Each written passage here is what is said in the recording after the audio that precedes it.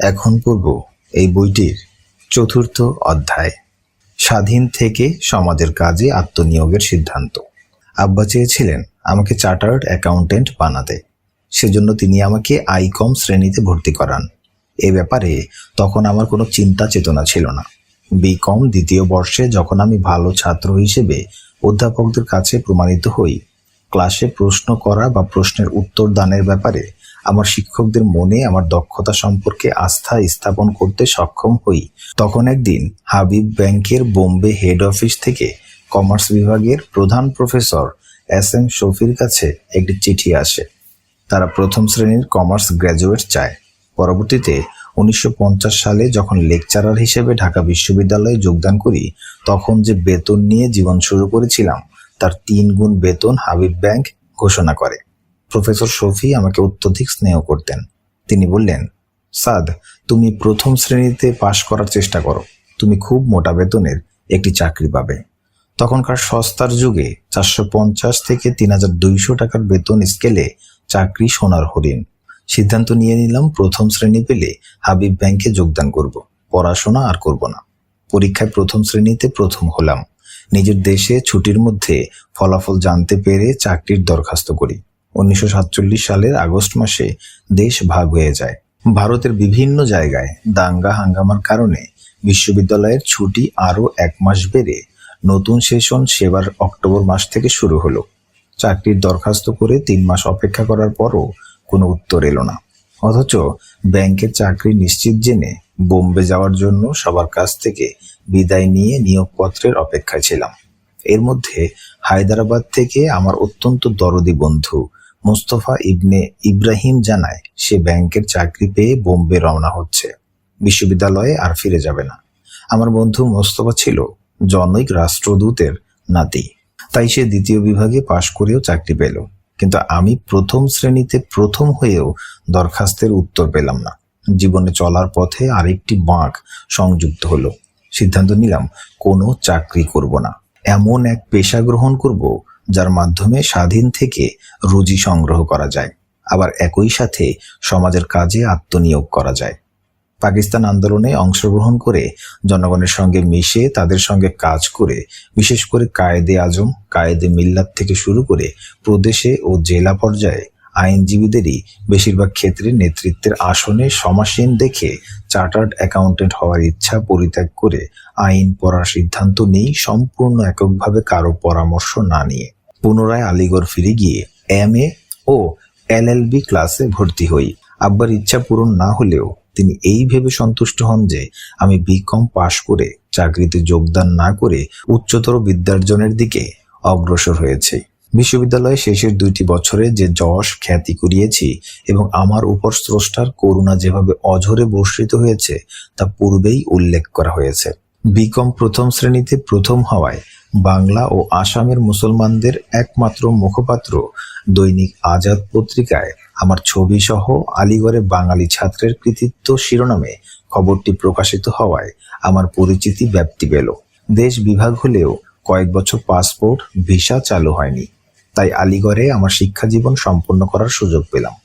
আমার বয়স 22 বছর পূর্ণ হওয়ার আগেই শিক্ষা ও প্রবাস জীবন শেষ হলো। এবার আমার জীবন সংগ্রামে নামার পালা। হৃদয়ের নিভৃতে রক্ষিত 5 বছরের লালিত স্বপ্নকে বাস্তবে রূপ দেওয়ার পালা। মনের অ্যালবামে রক্ষিত ছবিটির জীবন্ত অবয়বকে সংগ্রামী জীবনের সাথী করে পাওয়ার পালা। জীবন পথে বাঁক, চড়াই ও উতরাই, কিন্তু মানুষের জীবনের রাস্তা রাজপথের মতো সরল নয়। এখানে রয়েছে প্রচুর বাঁক, চড়াই ও উতরাই। এখানকার ট্রাফিক রুলস সম্পূর্ণ ভিন্নধর্মী। এখানে মানুষের বুদ্ধি, পরিকল্পনা, কোনো নির্দিষ্ট আইন নিয়ে পথ চলা ইত্যাদি কোনোটাই শেষ কথা নয়। এক মহা পরিকল্পনাকারী সবার অলক্ষ্যে গড়ছেন ও ভাঙছেন, ভেঙে গড়ছেন আবার গড়ে ভাঙছেন। নদীকে শুকিয়ে চর বানাচ্ছেন, আবার চরকে নদীগর্ভে বিলীন করছেন। অসম্ভবকে সম্ভব করছেন, আবার সম্ভাবনাকে নিমিষে ধূলিসাৎ করছেন। আলোকে অন্ধকারে ডুবিয়ে দিচ্ছেন, আবার অন্ধকারকে আলোক ছটা দিয়ে দূর করছেন। আশু প্রাপ্য থেকে কাউকে বঞ্চিত করছেন, আবার দুষ্প্রাপ্যকে সহজলভ্য করছেন। এই খেলা চিরন্তন। কেন তিনি এমন করেন? কোন মুহূর্তে করেন? মানুষের বুদ্ধি, জ্ঞান, চিন্তা তার আদৌ কোনো নাগাল পায় না।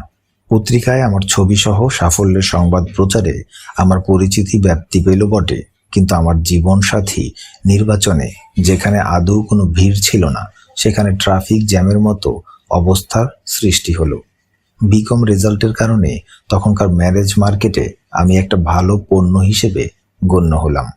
2 বছর পর আরো 2টি ডিগ্রি যোগ হওয়ায় রেজাল্টের পর জামাতা ক্রেতাগণ নিজেদের মধ্যে দর কষাকষি করে আমার অজান্তে পণ্য হিসাবে আমার মূল্য আরো বাড়িয়ে দিলেন।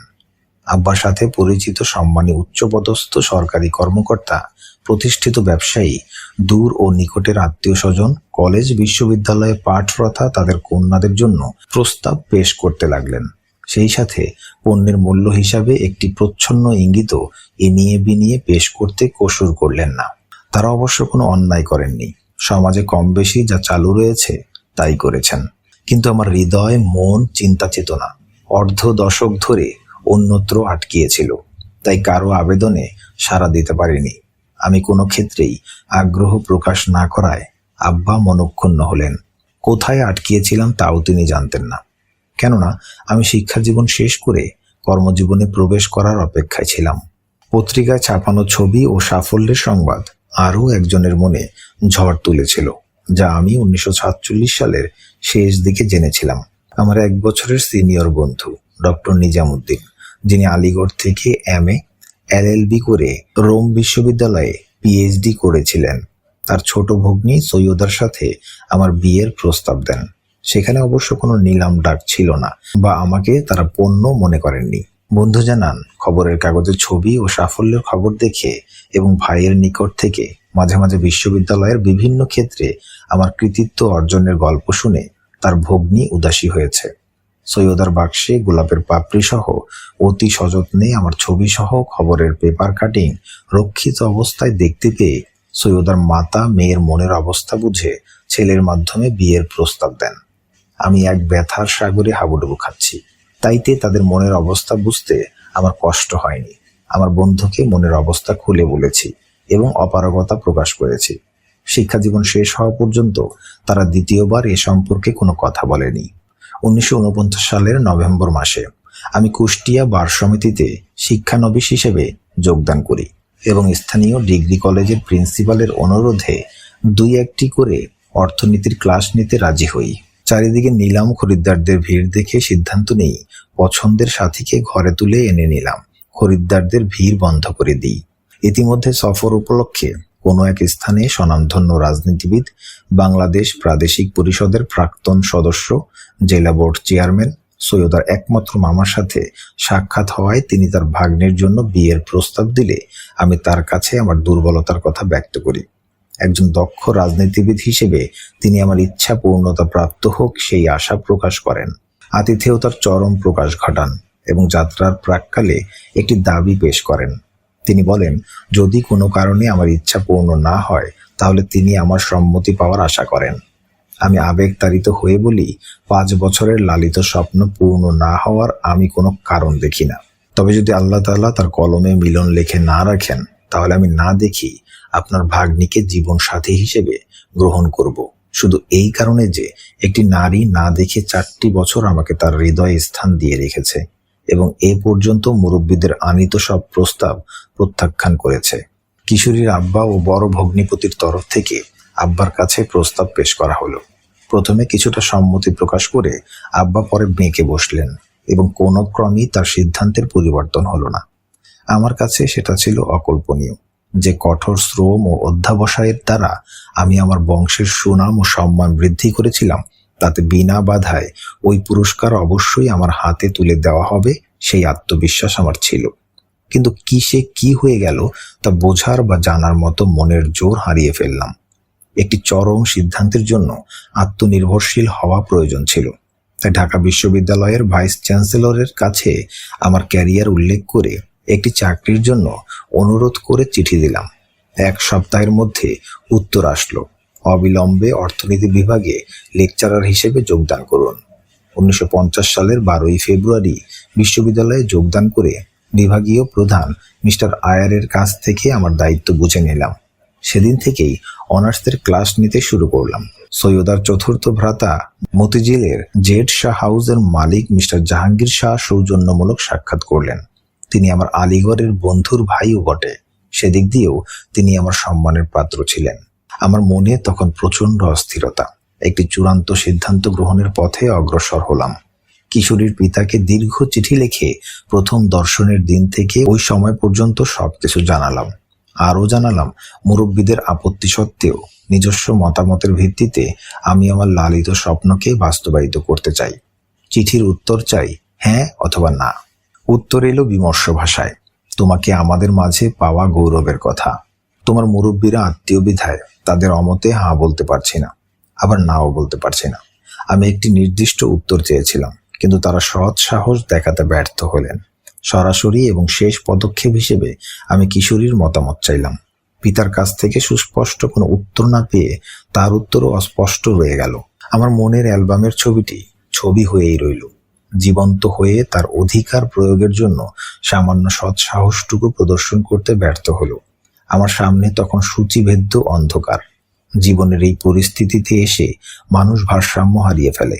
জীবনসাথী নির্বাচনের পালাটা সেই মুহূর্তে সমাপ্ত করে আমি আমার অস্থিরতাকে দূর করতে চাইলাম।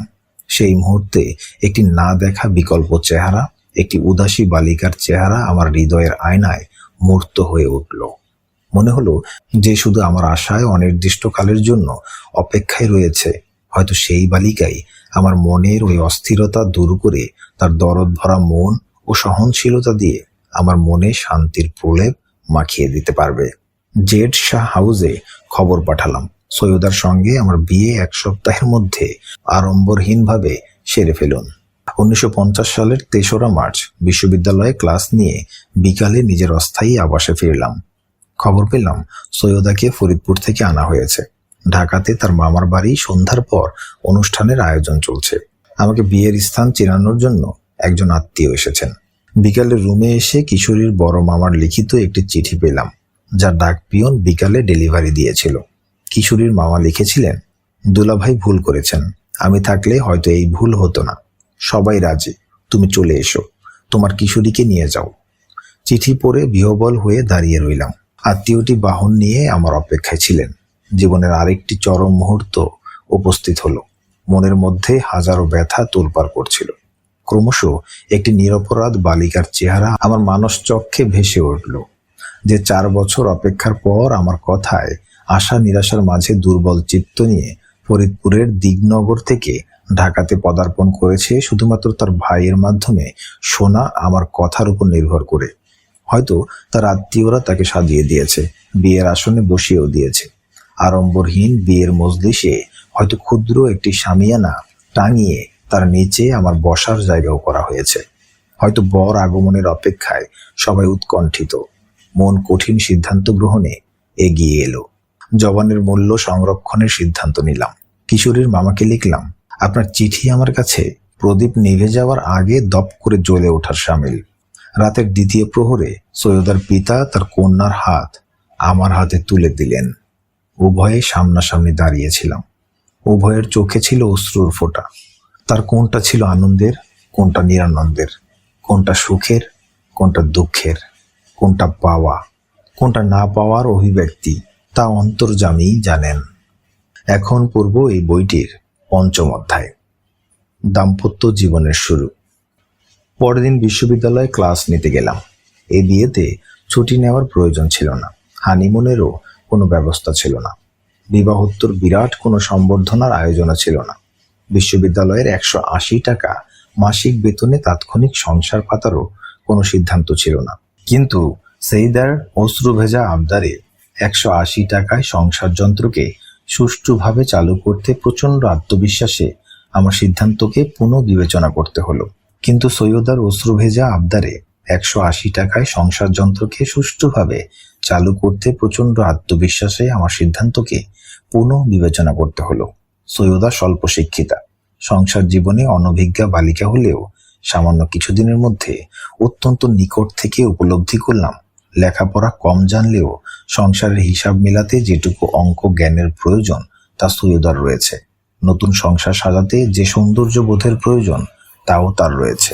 মিতব্যয়িতার জন্য যে অর্থনীতি জ্ঞানের প্রয়োজন তার ভিতরে সেটুকুর কোনো কমতি নেই। সুগৃহিণী হওয়ার জন্য গার্হস্থ্য বিজ্ঞানের যে পাঠ নিতে হয় সৈয়দা তাও পুরো মাত্রায় অর্জন করেছে তার পারিবারিক বেসরকারি শিক্ষা প্রতিষ্ঠান থেকে। ভাঙা হৃদয়কে জোড়া লাগাতে যে ধৈর্য, সহনশীলতা ও মনস্তত্ত্ব জ্ঞানের প্রয়োজন তাও তার ভাণ্ডারে পুরো মাত্রায় বিরাজমান, এবং পুরো সংসারকে শান্তির প্রলেপ মাখাতে সেবার প্রকৃতি দিয়ে গড়া যে দরদি মনের প্রয়োজন তা তার জীবনের একটি অমূল্য সম্পদ। ভাঙা হাড় জোড়া লাগে, যদিও দাগের চিহ্নটুকু মুছে যায় না। ভাঙা মনও জোড়া লাগে, যদিও চিহ্নটুকু বিলীন হয় না। তবুও জীবনের বাস্তবতা, কর্তব্যের তাগিদ, বিকল্প হাতের স্নেহের পরশ মানুষের দৃষ্টিকে অন্যদিকে ফিরিয়ে দেয়, ব্যথার উপশম হতে, ব্যথাকে ভুলিয়ে দিতে সহায়তা করে। প্রেম, ভালোবাসা, বিরহ, জরা, মৃত্যু সর্বক্ষেত্রেই এ কথা প্রযোজ্য। এছাড়াও পৃথিবী নামের এই গ্রহে মানুষের আগমনের উদ্দেশ্য, তার দায়িত্ব ও কর্তব্যের পরিধি, সংসার, পরিবার ও সমাজের প্রতি তার অঙ্গীকার সম্পর্কে মানুষের সচেতনতা, এসব যাবতীয় না পাওয়া ও হারানোর বেদনাকে গুরুত্বহীন করে দেয়। আলিগড়ের জীবন, বিভিন্ন ভাষাভাষীর সঙ্গে একত্রে বসবাস, সবার হাসি কান্নায় অংশগ্রহণ, ইসলামের ইতিহাস ও ঐতিহ্যের সঙ্গে পরিচিতি, ভারতীয় মুসলমানদের স্বাধীনতার আন্দোলনের অন্যতম বারুদাগার মুসলিম বিশ্ববিদ্যালয়ের সামগ্রিক পরিবেশ সবকিছুই আমাকে ক্ষুদ্র ব্যক্তি স্বার্থ ও গণ্ডির সীমাবদ্ধতা থেকে মুক্ত করে সমাজসেবকের উপযোগী করে আমার মনকে তৈরি করতে সহায়তা করল। শিক্ষকতা জীবন। বিশ্ববিদ্যালয়ে সপ্তাহে মাত্র 5টি ক্লাস থাকায় অফুরন্ত অবসর ছিল।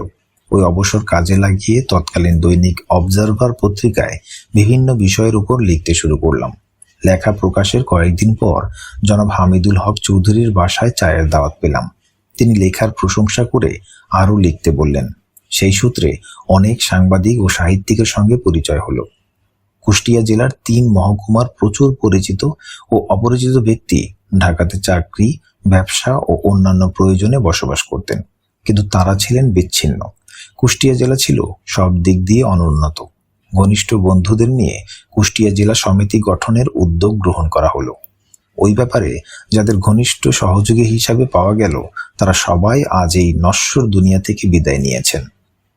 আমার সিনিয়র অ্যাডভোকেট জনাব জহুরুদ্দিন, নারায়ণগঞ্জের পাট ব্যবসায়ী জনাব মঈনুদ্দিন, চুয়াডাঙ্গার অ্যাডভোকেট আইয়ুব আলী, মেহেরপুরের অ্যাডভোকেট প্রাক্তন এমপি আবুল হায়াত, কুষ্টিয়ার অ্যাডভোকেট আব্দুল কাইয়ুম সহ আরও অনেকের সম্মিলিত উদ্যোগে 1950 সালে ঢাকার উকিল বার লাইব্রেরিতে কুষ্টিয়া জেলা সমিতি গঠন করা হয়। জনাব অ্যাডভোকেট জহুরুদ্দিন প্রতিষ্ঠাতা সভাপতি ও আমি প্রতিষ্ঠাতা সেক্রেটারি হিসেবে নির্বাচিত হলাম।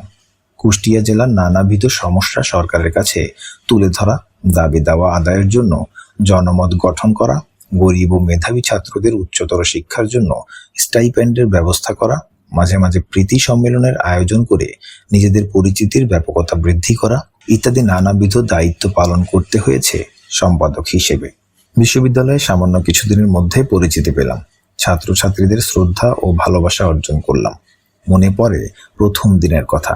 প্রথম ক্লাসে যোগদান করার পূর্বে মিস্টার আয়ার উপদেশ দিলেন, ক্লাসে কাউকে প্রশ্ন করতে দেবেন না, টিউটোরিয়াল ক্লাসে প্রশ্নের উত্তর দেবেন। বিশ্ববিদ্যালয় থেকে সদ্য আগত তরতাজা ছাত্র হিসেবে ওই উপদেশ আমার মনঃপুত হলো না।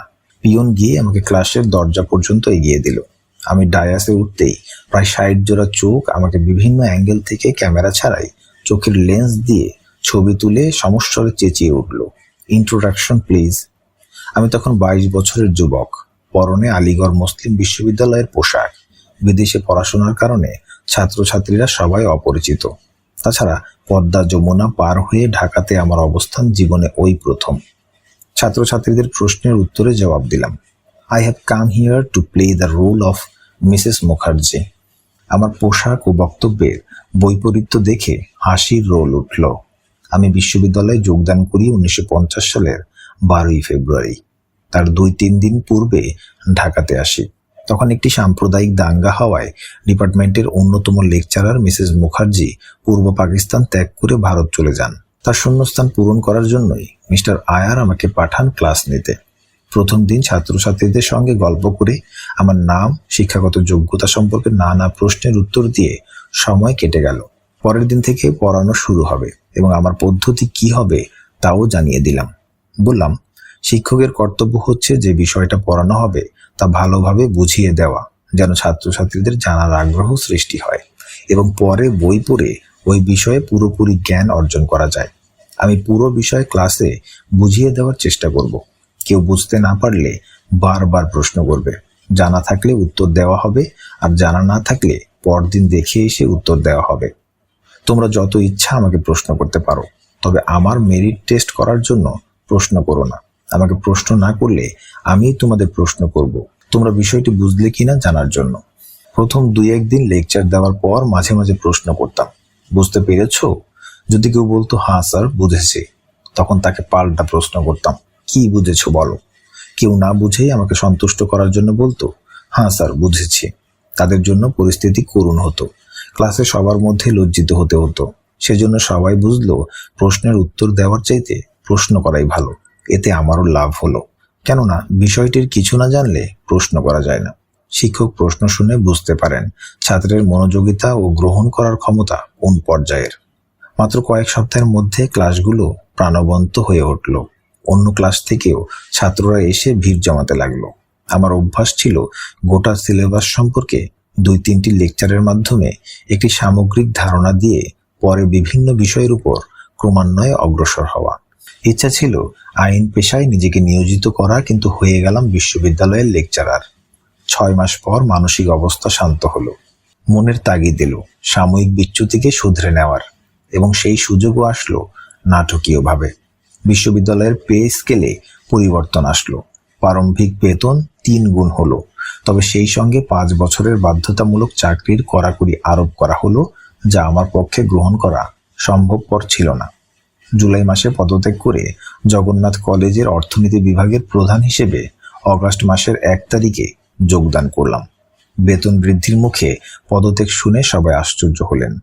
ডিন ডক্টর শাহাদানির ভাইপো আমার সঙ্গে আলিগড়ে পড়ত। ডক্টর শাহাদানি নিজেও ইউপির বাসিন্দা ছিলেন। তিনি আমাকে পুত্রের মতো স্নেহ করতেন। তিনি স্বয়ং বাসায় ছুটে এসে প্রশ্ন রাখলেন, আরে ভাই বাত কিয়া হে, তুমনে কিউ রিজাইন দি? আমি বুঝিয়ে বললাম, কোনো অন্যায় প্রতিবাদ নয়, কাজটা করেছি পেশা পরিবর্তনের জন্য, আইন পেশা গ্রহণের জন্য। তিনি সন্তুষ্ট হলেন, দোয়া করলেন। ছাত্রছাত্রীরা দৌড়ে এলো। তাদেরও ওই একই প্রশ্ন, একই উত্তর শুনে তারা সন্তুষ্ট হলো বটে, তবে একটি অনুষ্ঠানের মাধ্যমে তারা আমাকে বিদায় দেওয়ার অঙ্গীকার করলো। মাত্র 6 মাসের মধ্যে ছাত্রছাত্রী ও আমার মধ্যে যে বন্ধন সৃষ্টি হয়েছিল তার স্বীকারোক্তি পেলাম অনুষ্ঠানে তাদের বক্তব্যের মাধ্যমে। বেশ কিছু বই ও সোনা দিয়ে গড়া একটি স্মরণিকা তারা তাদের হৃদয়ের নির্যাস হিসেবে আমার হাতে তুলে দিল। সামান্য কয়টা দিনের চাকরিতে যেসব ছাত্রছাত্রীকে পেয়েছিলাম তাদের অনেকের সঙ্গেই পরবর্তীতে দেশের বিভিন্ন স্থানে ও কুষ্টিয়ার মাটিতে সাক্ষাৎ হয়েছে। তাদের কেউ হয়েছেন সিএসপি, কেউ হয়েছেন হাইকোর্টের বিচারপতি, কেউ হয়েছেন আইনজীবী, শিক্ষাবিদ, প্রতিষ্ঠিত ব্যবসায়ী ইত্যাদি। জগন্নাথ কলেজে এসে সন্ধ্যার পর রীতিমতো ক্লাস নিতে শুরু করলাম এবং দিনের বেলায় সিনিয়র অ্যাডভোকেট জনাব জহুরুদ্দিন সাহেবের অধীনে শিক্ষানবিশ হিসেবে কখনো তার চেম্বারে ও কখনো তার সঙ্গে বিভিন্ন আদালতে হাজিরা দিতাম। আমার সিনিয়র শুধুমাত্র সেশন কেস করতেন, যেটার মধ্যে থ্রিল ছিল, উত্তেজনা ছিল। প্রতিটি কেসের মধ্যে এক একটি নাটক মঞ্চস্থ হতো। এসব মানুষের জীবনেরই এক একটি অধ্যায়ের এক একটি ঘটনা, যেখানে হাসি ও কান্না উভয়ই বিরাজমান। এই নতুন জীবনে প্রথমেই যে ছাপ পড়ল আমি অলক্ষ্যে তাই অনুসরণ করছি বর্তমানে। বলতে গেলে পেশা জীবনের শেষ প্রান্তে এসে। আমার 50 বছরের পেশা জীবনে অন্তত 3 যুগ শুধুমাত্র সেশন কেসেই নিজেকে নিয়োজিত রেখেছি। শিক্ষানবিশ থাকা আমলে এদেশে আইনের জগতে যারা ছিলেন উজ্জ্বল তারকা সদৃশ, যাদের মোকদ্দমা পরিচালনার কৌশল, সওয়াল জবাব, হৃদয়গ্রাহী বক্তব্য, কিংবদন্তির মতো মানুষের মুখে মুখে যে কোনো কোর্টে তাদের উপস্থিতি আমাকে প্রচণ্ডভাবে আকর্ষণ করত। জনাব রেজাউল করিম, জনাব হামিদুল হক চৌধুরী, জনাব হামিদুর রহমান, জনাব বি.এ. সিদ্দিকী, জনাব আব্দুস সালাম খান, কুষ্টিয়ার advocate Khan Bahadur Shamsuzzoha, advocate Mahtab Uddin Ahmad, advocate Mohammad Mohsin এবং আরও যারা এদেশের আইন পেশায় উজ্জ্বল স্বাক্ষর রেখে গেছেন, তাদের অনেক কিছুই আমি অনুকরণ করার চেষ্টা করেছি। শেখ মুজিবের সঙ্গে পরিচয়। 1950 সালের আগস্ট থেকে দিনের বেলায় শিক্ষানবিশ হিসেবে কোর্টে অবস্থান। সন্ধ্যার পর জগন্নাথ কলেজের বিভিন্ন শ্রেণীতে ক্লাস গ্রহণ, অবসর সময়ে পাকিস্তান অবজারভারে লেখা পাঠানো, মাঝে মাঝে কুষ্টিয়া জেলা সমিতির সামাজিক ও সাংগঠনিক কার্যক্রমে অংশগ্রহণ এবং সময় সুযোগ মতো আমার ও সৈয়দার আত্মীয় স্বজনের বাসায় গিয়ে কিছু সময় কাটানো ইত্যাদি প্রোগ্রামের মধ্যেই জীবন কাটছিল। তখনও কোনো রাজনৈতিক দলে যোগদান করিনি বা যোগদান করার কোনো তাগিদও অনুভব করিনি। 1952 সালের কোনো এক সময়ে, খুব সম্ভব প্রথম দিকে, মিস্টার জাহাঙ্গীর শাহ বাসায় পায়জামা পাঞ্জাবি পরিহিত এক বলিষ্ঠ যুবককে আমার বাসায় নিয়ে এলেন, যার চেহারা কিছুটা বৈশিষ্ট্যতা মণ্ডিত ছিল। তিনি তার বলিষ্ঠ কণ্ঠস্বরে সৈয়দাকে মা বলে সম্বোধন করে কুশল জিজ্ঞাসা করলেন। আমিও কাছে গিয়ে দাঁড়ালাম। মিস্টার শাহ পরিচয় করিয়ে দিলেন। তিনি ছিলেন শেখ মুজিবুর রহমান, সম্পর্কে আমার মামা শ্বশুর হন। পরিচয় পেয়ে তাকে যথাচিত সম্মান প্রদর্শন করলাম। রাজনীতিতে তার সক্রিয় অংশগ্রহণের কথা খবরের কাগজে প্রকাশিত হলেও ওই সময় পর্যন্ত আমার আগ্রহ ছিল পাকিস্তান ও পূর্ব পাকিস্তানের প্রথম সারির নেতাদের সম্পর্কে। তাছাড়া সেটাই ছিল আমাদের প্রথম সাক্ষাৎ। আমার মামা শ্বশুর চৌধুরী শামসুদ্দিন আহমদ বাদশাহ মিয়ার সঙ্গে শেখ সাহেবের ঘনিষ্ঠ আত্মীয়তা ছিল। সেই সুবাদে আমিও আত্মীয়ের আত্মীয় হিসেবে তাদের নিকটবর্তী হলাম। শেখ সাহেবের কথাবার্তা, সৈয়দার প্রতি তার অত্যধিক স্নেহ, আমার প্রতি তার স্নেহমাখা প্রশংসিত দৃষ্টি এবং তার অত্যন্ত খোলামেলা সহজ সরল ব্যবহার আমাদের উভয়ের মধ্যে আত্মীয়তার বন্ধন ছাড়াও অতিরিক্ত কিছু আকর্ষণ সৃষ্টি করল। পরবর্তী আমলে আমরা একসঙ্গে কাজ করেছি, রাজনৈতিক ময়দানে ঐক্যবদ্ধভাবে আন্দোলন করেছি। পরবর্তীতে অনৈক্য সৃষ্টি হয়ে দুইজনের পথ দুই দিকে চলে গেছে, কিন্তু আমাদের সৌজন্যবোধের ঘাটতি পড়েনি এবং সৈয়দার প্রতি তার স্নেহেরও কোনোদিন কোনো কমতি দেখিনি। অনৈক্যের দিনগুলোতে তিনি কুষ্টিয়াতে আমার বাসায় এসে মুচকি হেসে আমার মায়ের সঙ্গে দেখা করে আসি বলে আমার পাশ দিয়ে হেঁটে দোতলায় গিয়ে সৈয়দার সঙ্গে দেখা করে গেছেন। মানুষ হিসেবে শেখ সাহেবের সেটা ছিল একটি বিশেষ দিক। বাংলা ভাষা আন্দোলন। শিক্ষানবিশ হিসেবে আদালতে হাজিরা দেবার কাজ আমার 1951 সালের মধ্যেই শেষ হয়ে গেল। ওকালতি করার জন্য যে সনদের প্রয়োজন তাও বছর শেষে পেয়ে গেলাম।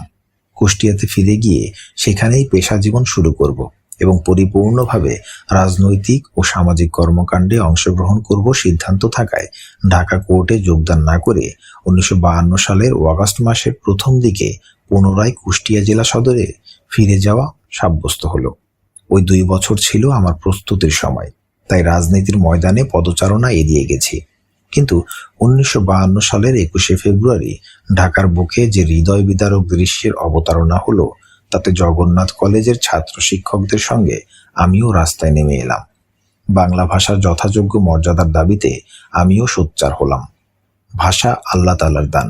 পৃথিবীতে বর্তমানে প্রায় 4000 ভাষা রয়েছে। পৃথিবীতে বসবাসকারী মানুষের একটি বিশাল অংশ বাংলা ভাষায় কথা বলে। এই ভাষায় গড়ে উঠেছে এক বিশাল সাহিত্য সম্পদ। এদেশের একক রাষ্ট্রভাষা হিসেবে অথবা একাধিক রাষ্ট্রভাষা হিসেবে এই ভাষার অবশ্যই গ্রহণযোগ্যতা রয়েছে।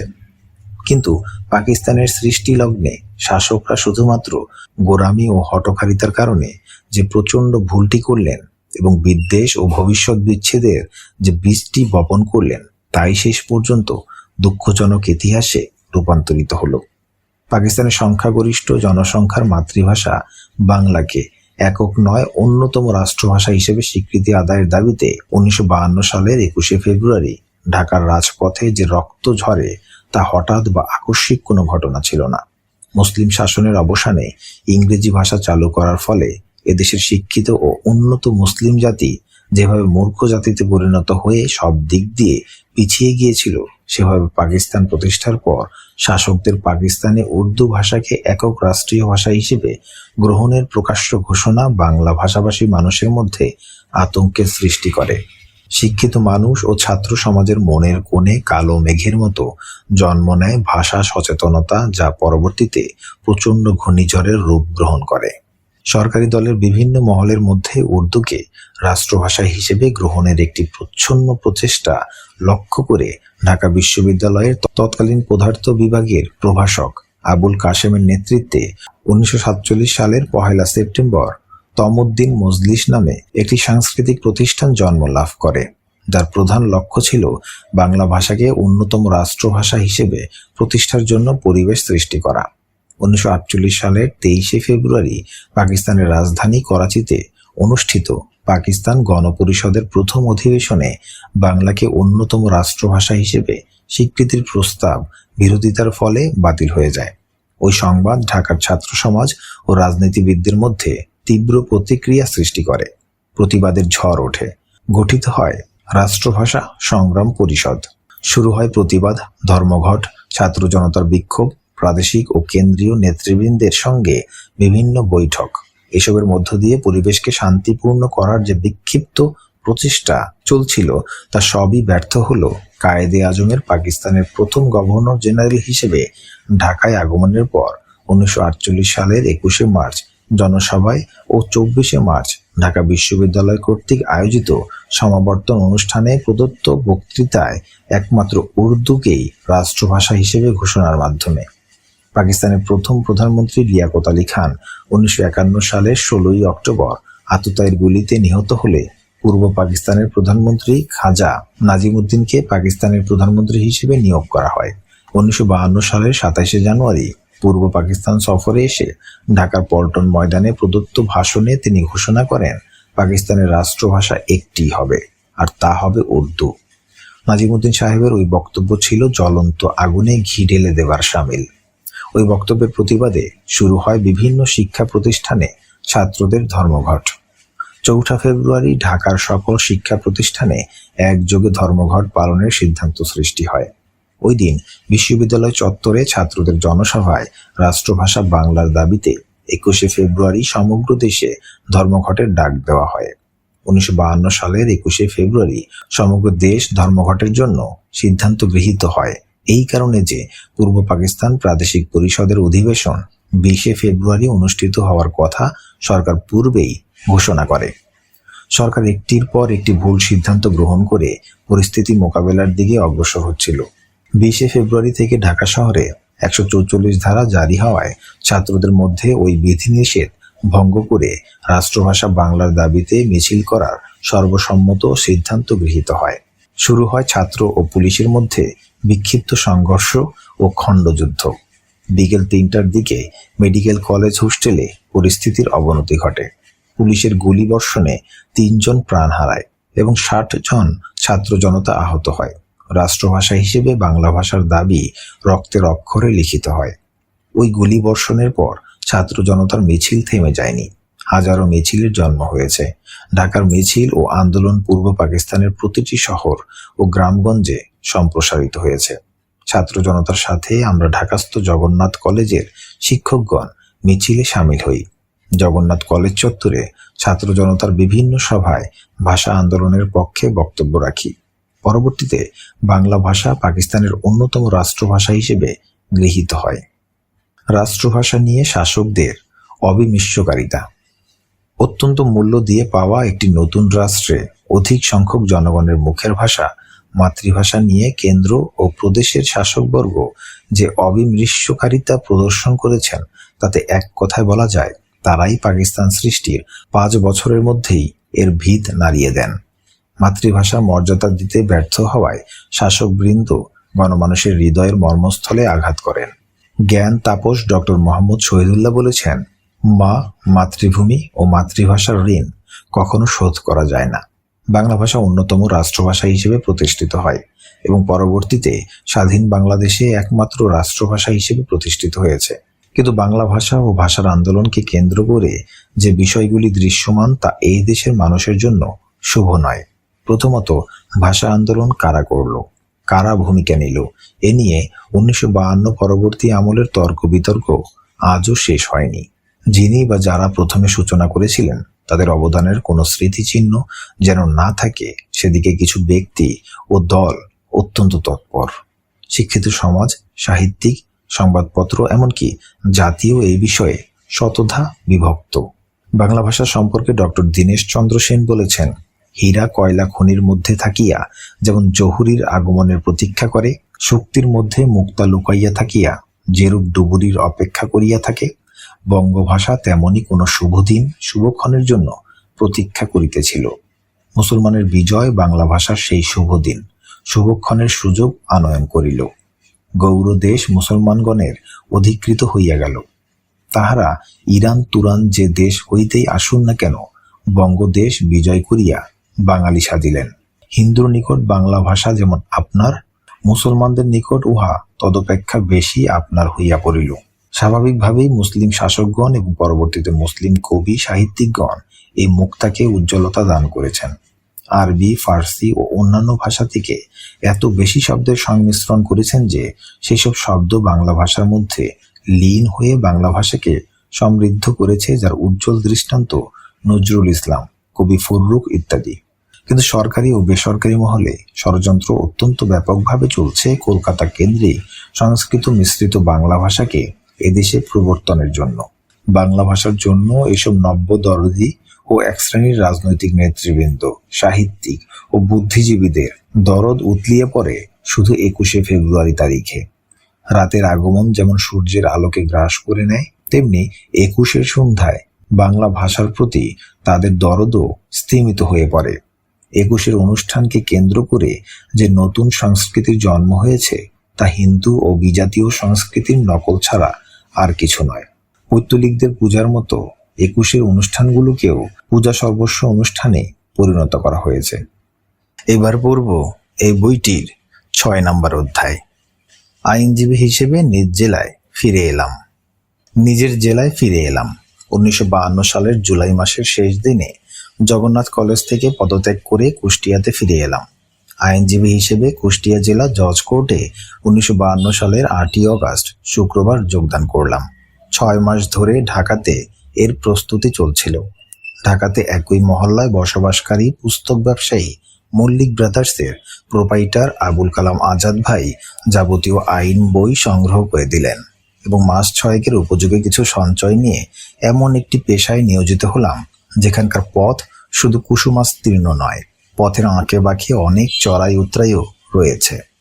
অন্য যে কোনো পেশার মতো সাফল্য রয়েছে, ব্যর্থতাও রয়েছে, তবে স্রষ্টার করুণার ভিখারি হয়ে নিষ্ঠা, আন্তরিকতা ও অধ্যাবসায় সহকারে প্রচেষ্টা চালালে সাফল্য দুয়ার প্রান্তে এসে ধরা দেবে, এই আত্মবিশ্বাস নিয়ে নিজেকে নিয়োজিত করলাম। আইনের জগতে বিভিন্ন সুধীজনের কিছু স্মরণীয় প্রবাদ বাক্য মনে গেঁথে নিলাম। একজন আইনজীবীকে সব বিষয়ে কিছু কিছু জানতে হবে এবং কিছু বিষয়ে সব জানতে হবে। একজন আইনজীবীকে সাধকের মতো জীবনযাপন করতে হবে এবং ঘোড়ার মতো পরিশ্রম করতে হবে। আইন ব্যবসা একজন ঈর্ষাপরায়ণা নারীর মতো, যে তার প্রেমিকের সঙ্গে অন্য কোনো নারীর সাহচর্য বরদাস্ত করে না। তবে শেষোক্ত প্রবাদ বাক্য সম্পর্কে আমার দ্বিমত রয়েছে। মানুষের জীবন খুবই সংক্ষিপ্ত, কিন্তু তার কাজের চাহিদা ও কর্তব্যের পরিধি অনেক। তাছাড়া আমাদের প্রত্যেকের জীবনে কিছু ঋণ রয়েছে, যা মৃত্যুর নির্ধারিত সময়ের পূর্বেই পরিশোধ করা উচিত।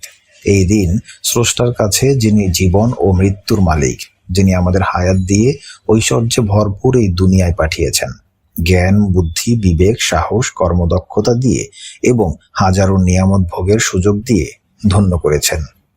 আমাদের প্রত্যেকেরই ঋণ রয়েছে মাতা পিতার কাছে, যাদের মাধ্যমে আমরা পৃথিবীর বুকে চোখ মেলে চেয়েছি, যাদের ত্যাগ, কোরবানি, স্নেহ ও করুণায় সিক্ত হয়ে আমরা দিন দিন বেড়ে উঠেছি। আমাদের ঋণ রয়েছে আত্মীয় স্বজন, প্রতিবেশী ও দেশের মানুষের কাছে, যাদের সংস্পর্শ, সাহচর্য ও শ্রমজীবনের চাহিদাগুলো কানায় কানায় ভরে দিয়েছে। আমাদের ঋণ রয়েছে দেশের মাটির কাছে, যার বুক থেকে জীবন ধারণের সব সম্পদই আমরা আহরণ করছি। সুতরাং অনেক আইনজীবীদের মতো এই ঈর্ষাপরায়ণা নারীর কাছে নিজেকে সমর্পণ করলেও অন্যদের সংস্পর্শ থেকে নিজেকে আড়াল করতে পারলাম না। কুষ্টিয়াতে পেশা শুরুর 4 মাসের মাথায় শেখ সাহেব কুষ্টিয়াতে এলেন আওয়ামী মুসলিম লীগের এক জনসভা উপলক্ষে। তিনি আত্মীয় বিধায় আমিও শ্রোতা হিসেবে উপস্থিত ছিলাম। মিটিং শেষে নেতৃবৃন্দ ও কর্মীদের সাথে আলোচনার এক পর্যায়ে শেখ সাহেব অনুরোধ করলেন কুষ্টিয়া জেলা আওয়ামী মুসলিম লীগের সম্পাদক হিসেবে দায়িত্ব গ্রহণ করতে। ওই দায়িত্ব গ্রহণের পিছনে যে সমস্ত কারণগুলো বিদ্যমান ছিল তা হলো, প্রথমত 1949 সালের পর থেকে দেশের রাজনৈতিক কার্যকলাপ ও শাসকদের রাষ্ট্র পরিচালনা সম্পর্কে অভিজ্ঞতা অর্জন। পাকিস্তান অর্জনে মুসলিম লীগের ছিল গৌরবময় ভূমিকা। সেটা ছিল গণমুখী আন্দোলন, যা প্রতিষ্ঠিত হয়েছিল 1906 সালে এবং গতি পেয়েছিল 1940 সালে পাকিস্তান প্রস্তাব গ্রহণের মাধ্যমে।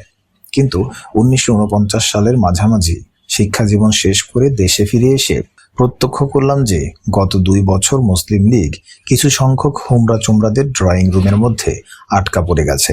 সাধারণ মানুষের জন্য এর দুয়ার বন্ধ হয়ে গেছে। দ্বিতীয়ত, পাকিস্তানের উভয় অংশের সুষম অর্থনৈতিক উন্নতি সাধনে মুসলিম লীগের ব্যর্থতা। উচিত ছিল ইনসাফের মানদণ্ডে বিচার করে অনুন্নত অঞ্চলগুলোর দিকে প্রথমেই গুরুত্ব প্রদান, কিন্তু সর্বত্রই ধনীকে আরো ধনী, উন্নত অঞ্চলকে আরো উন্নত করার প্রবণতা সৃষ্টি হলো। তৃতীয়ত, কায়েদে আজম ও কায়েদে মিল্লাতের মৃত্যুর পর রাজনৈতিক নেতৃবৃন্দের স্থলে শক্তিশালী আমলারা প্রাসাদ রাজনীতির মাধ্যমে গদি দখলে মেতে উঠল এবং তার ফলে পাকিস্তানে গণতান্ত্রিক ধারা বিলুপ্ত হলো। আমলার শাসনে প্রশাসনের বিভিন্ন স্তরে স্বৈরাচারী মনোভাব বৃদ্ধি পেল এবং মুসলিম লীগ জনসমর্থনের তোয়াক্কা না করে শাসকের ভূমিকা থেকে আমলাদের সমর্থনকারী ভূমিকায় নেমে এলো। চতুর্থত, ভাষার প্রশ্নে মুসলিম লীগের মনোভাব ছিল সম্পূর্ণ অবৈজ্ঞানিক ও অগণতান্ত্রিক। শাসককুলের সুরে সুর মিলিয়ে তাদের কথা প্রতিধ্বনি করা ছাড়া মুসলিম লীগ জনগণের অধিকার আদায়ে কোনো ভূমিকা রাখেনি। সেসবের আসর কুষ্টিয়ার সমাজ জীবনেও প্রতিফলিত হচ্ছিল। সর্বত্র প্রয়োজন ছিল এমন একটি দলবদ্ধ আন্দোলনের যা সাধারণ মানুষের পক্ষে কথা বলবে, দেশের শাসন ব্যবস্থার প্রতিটি স্তরে সাধারণ মানুষকে সম্পৃক্ত করবে। ওইসব চিন্তা ভাবনা আমার মনকেও নাড়া দিচ্ছিল। ব্যক্তিগতভাবে কোনো আন্দোলন করা যায় না, তাই সমষ্টিগত প্রচেষ্টায় অংশগ্রহণের তাগিদে এবং পাকিস্তান আন্দোলনে অংশগ্রহণকারী ব্যক্তিদেরই ওই নতুন দলে সামিল দেখে শেখ সাহেবের অনুরোধে আওয়ামী মুসলিম লীগে যোগদান করে জেলা সম্পাদকের দায়িত্ব গ্রহণ করলাম। সামান্য কিছুদিনের মধ্যে পূর্ব পাকিস্তান আওয়ামী মুসলিম লীগের ওয়ার্কিং কমিটির সদস্য হিসেবেও নির্বাচিত হলাম। আওয়ামী মুসলিম লীগে যোগদান ও প্রথম কারাবরণ। অগাস্ট 1952 থেকে কুষ্টিয়াতে আইনজীবী ও আওয়ামী লীগের সম্পাদক হিসেবে আমার যোগদান সরকার বিরোধী মহলে তৎপরতা বৃদ্ধিতে সহায়ক হলো। 1953 সালের প্রথম থেকেই আইন পেশায় কিছু দক্ষতার চিহ্ন রাখতে সক্ষম হলাম। পেশার ক্ষেত্র কুষ্টিয়া জেলার চুয়াডাঙ্গা, মেহেরপুর পর্যন্ত সম্প্রসারিত ছিল। জেলা শহরে ও 2টি মহকুমা শহরে যে প্রভাব সৃষ্টি হলো ও পরিচিতি পেলাম, সাংগঠনিকভাবে তা কাজে লাগিয়ে জেলার জনগোষ্ঠীর মধ্যে নতুন কর্মীর সংখ্যা বৃদ্ধি করা হলো এবং সেই সঙ্গে বৃদ্ধি পেল দলের জনপ্রিয়তা। সেই সময় দলের সভাপতি ছিলেন কাজী কফিল উদ্দিন আহমদ, যিনি পেশায় মুক্তার ছিলেন। বয়সের কারণে তিনি তার কার্যকলাপ সম্পূর্ণভাবে জেলা শহর ও আশেপাশের গ্রামগুলোতে সীমাবদ্ধ রেখেছিলেন। জেলা ভিত্তিক কাজের ফলে এবং পেশার কারণেও সরকারি ও বেসরকারি মহলে আমার পরিচিতি দ্রুত ছড়িয়ে পড়ল। মুসলিম লীগ নেতৃবৃন্দ আমাকে প্রতিদ্বন্দ্বী হিসেবে গণ্য করলেন। তেমন এক সময়ে 1953 সালের এপ্রিল মাসে তৎকালীন প্রধানমন্ত্রী জনাব নুরুল আমিন সাহেব কুষ্টিয়া শহরে সরকারি সফরে আসার প্রোগ্রাম করলেন। অবিভক্ত নদিয়া জেলার অর্ধেক নিয়ে কুষ্টিয়া জেলা গঠিত হয়েছিল। শিক্ষা দীক্ষা, ব্যবসা বাণিজ্য, চাকরি ইত্যাদি সব দিক দিয়েই এই জেলার মানুষ ছিল অনুন্নত। জেলা আওয়ামী মুসলিম লীগের পক্ষ থেকে স্বাভাবিকভাবেই বিভিন্ন দাবি দাওয়া নিয়ে জনসভা আহ্বান করা হতো এবং তাতে লোক সমাগম হতো প্রচুর। শাসক হিসেবে দক্ষ জেলা ম্যাজিস্ট্রেট সিলেটের অধিবাসী জনাব ইয়াহিয়া খান চৌধুরী প্রধানমন্ত্রী সফরকে সব দিক দিয়ে সাফল্যমণ্ডিত করার উদ্দেশ্যে অন্যান্য সাধারণ প্রোগ্রামের সঙ্গে একটি অসাধারণ পরিকল্পনা যোগ করলেন। জনাব নুরুল আমিন আসার 2 দিন পূর্বে তিনি রাত্রে তার সরকারি বাসভবনে আমাদের কয়েকজনকে চায়ের দাওয়াত দিলেন। কুষ্টিয়া জেলার অনুন্নত অবস্থার কথা তিনি দরদ ভরা কণ্ঠে উচ্চারণ করে শেষে বললেন, সরকারি দলের সঙ্গে সঙ্গে বিরোধী দলও যদি মিলিতভাবে প্রধানমন্ত্রীকে অভ্যর্থনা জ্ঞাপন করেন এবং একই সঙ্গে ফুলের মালা পরিয়ে দেন, তাহলে জেলার উন্নতি ত্বরান্বিত হবে। জেলা ম্যাজিস্ট্রেট সাহেবের ভয় ছিল রাষ্ট্রভাষা আন্দোলনের রক্তের দাগ তখনও মুছে না যাওয়ায় জনাব নুরুল আমিন সাহেবের সফর হয়তো শান্তিপূর্ণ হবে না। আমাকেই জবাব দিতে হলো। বললাম, জনাব নুরুল আমিনের আগমনে জেলার উন্নতি ও অগ্রগতির কথা চিন্তা করে আমরা কালো পতাকা প্রদর্শন না করতে পারি, বিরুদ্ধ স্লোগান না দিতে পারি, কিন্তু গলায় মালা পরিয়ে অভ্যর্থনা জানাতে হবে সেটা অসম্ভব, অকল্পনীয়। পরদিন ভোরে পুলিশ বাসা ঘেরাও করে ধরে নিয়ে আমাকে কারাগারে নিক্ষেপ করলো এবং সেখানে 2জন ছাত্র নেতা আমার সাথী হলো। জানা গেল, জেলার একজন প্রভাবশালী ব্যক্তি, যিনি পূর্ব পাকিস্তান মুসলিম লীগের গুরুত্বপূর্ণ পদে অধিষ্ঠিত ছিলেন, তিনি রাত 2টার সময় মিটিং করে জেলা ম্যাজিস্ট্রেটকে নির্দেশ দেন আমাকে ও 2 জন ছাত্রনেতাকে কারাগারে নিক্ষেপের জন্য ব্যবস্থা গ্রহণ করতে। ভোর হওয়ার পূর্বেই ওই নির্যাতনমূলক আটক আদেশ কার্যকরী হলো। সেটাই ছিল কারাগারে আমার প্রথম অভিজ্ঞতা, যার মেয়াদ ছিল 15 দিন। সেখানে অন্যান্য হাজতি কয়েদির সঙ্গে 3য় শ্রেণীর বেশি মর্যাদা দেওয়া হয়নি। কারাগারে 3য় শ্রেণীর হাজতি কয়েদিরা যে কি মানবেতর জীবনযাপন করে, কি বর্বর শাসনে থাকে, খাদ্যের নামে কি অখাদ্য কুখাদ্য খায়, তা রাজনীতির ময়দানে গিয়ে সামান্য কিছুদিনের মধ্যেই প্রত্যক্ষ করলাম। কারাগার থেকে বাইরে এসে আইনজীবী হিসেবে নিজের পেশায় এবং জেলা আওয়ামী মুসলিম লীগের সম্পাদক হিসেবে রাজনৈতিক ময়দানে পূর্বের চাইতে বেশি তৎপরতা নিয়ে কাজ শুরু করলাম। কিছু ছাত্র, যুবক, শ্রমিক প্রতিনিধি ও সমাজ সচেতন ব্যক্তিদের সহযোগিতা পেয়ে জেলার 3টি মহকুমাতেই সাংগঠনিক কাজের গতি বৃদ্ধি করা হলো। ভাষা আন্দোলনের কারণে এবং পরবর্তী সময়ে পূর্ব পাকিস্তানের সর্বত্রই সরকার ও মুসলিম লীগের বিরুদ্ধে মানুষের মন বিক্ষুব্ধ হতে লাগলো। ওই সময় শেরি বাংলা ফজলুল হক পূর্ব পাকিস্তান সরকারের অ্যাডভোকেট জেনারেল পদ থেকে ইস্তফা দিয়ে রাজনীতিতে প্রবেশ করে। 1953 সালের 27শে জুলাই কৃষক শ্রমিক প্রজা পার্টি নামে একটি দল গঠন করলেন। জনাব হক সাহেব নিজেই ছিলেন একটি প্রতিষ্ঠান, একটি প্রচণ্ড ব্যক্তিত্ব, যার আসন ছিল এদেশের লক্ষ লক্ষ সাধারণ মানুষের হৃদয়ে। তাইতে সরকার কর্তৃক ঘোষিত 1954 সালের সাধারণ নির্বাচনে আওয়ামী মুসলিম লীগ ও হক সাহেবের কৃষক শ্রমিক প্রজা পার্টি যুক্তভাবে সরকার ও মুসলিম লীগের বিরুদ্ধে দেশের আপামর জনসাধারণের ঐক্য স্থাপন করে স্বৈরশাসনের অবস্থান হটানোকে একটি সাধারণ দাবিতে পরিণত করলেন। ওই 2 শক্তির ঐক্য মুসলিম লীগের স্বৈরাচারী শাসনে অবসান ঘটাতে পারবে কিনা, এটা হিসাব কষে দেখার কোনো প্রয়োজন ছিল না। 1953 সালের 4 ডিসেম্বর পাকিস্তান আওয়ামী মুসলিম লীগ প্রধান হোসেন শহীদ সোহরাওয়ার্দী, পূর্ব পাকিস্তান আওয়ামী মুসলিম লীগ প্রধান মাওলানা আব্দুল হামিদ খান ভাসানী, কৃষক শ্রমিক প্রজা পার্টি প্রধান শেরি বাংলা একে ফজলুল হক সম্মিলিতভাবে কয়েকটি ছোট দল যথা পাকিস্তান নিজামে ইসলাম পার্টি, পাকিস্তান গণতন্ত্রী দল, খেলাফতে রব্বানী পার্টির সহযোগিতায় 21 দফার ভিত্তিতে যুক্ত ফ্রন্ট গঠন করেন। ঐক্যবদ্ধভাবে আসন্ন নির্বাচনে মুসলিম লীগ সরকারের মোকাবেলা করাই ছিল ফ্রন্ট গঠনের প্রধান উদ্দেশ্য। যুক্ত ফ্রন্টের নির্বাচন। সত্যিকারভাবে কুষ্টিয়া জেলায় বিরোধী দল হিসেবে আওয়ামী মুসলিম লীগ ছাড়া অন্য কোনো রাজনৈতিক দলের অস্তিত্ব ছিল না। অবিভক্ত কুষ্টিয়া জেলার সব আসনেই প্রাদেশিক পরিষদের সদস্য পদে আওয়ামী মুসলিম লীগ মনোনীত প্রার্থীদের মধ্যে আমার নামও স্থান পেল। কিন্তু মনোনয়নপত্র দাখিলের জন্য যে দিন নির্ধারিত হলো, সেদিনে আমার বয়স প্রয়োজনের তুলনায় 7 দিন কম ছিল। সেজন্য আমি নির্বাচনে প্রার্থী হতে পারিনি। যুক্ত ফ্রন্টের নামে নির্বাচনে বন্যা এলো। বন্যার সময় যেমন বিপুল জলরাশির সঙ্গে আগাছা ভেসে আসে, তেমনি ওই নির্বাচনে যাদের রাজনীতির সঙ্গে কোনো সংস্পর্শ ছিল না বা যারা বাম রাজনীতির সঙ্গে গোপনে জড়িত ছিল, তারা ঊর্ধ্বতন নেতৃত্বের দোয়া করিয়ে কেউ রাতারাতি আওয়ামী মুসলিম লীগ বা কৃষক শ্রমিক প্রজা পার্টির সদস্য সেজে নমিনেশন নিয়ে এবং বন্যার স্রোতে তাদের নির্বাচনী তরি পার করে দিলেন। তথাকথিত গণতন্ত্র ও গণতন্ত্রের নামে অনুষ্ঠিত নির্বাচনের ওই কলুষিত দিকটি আমার চোখে পড়ল।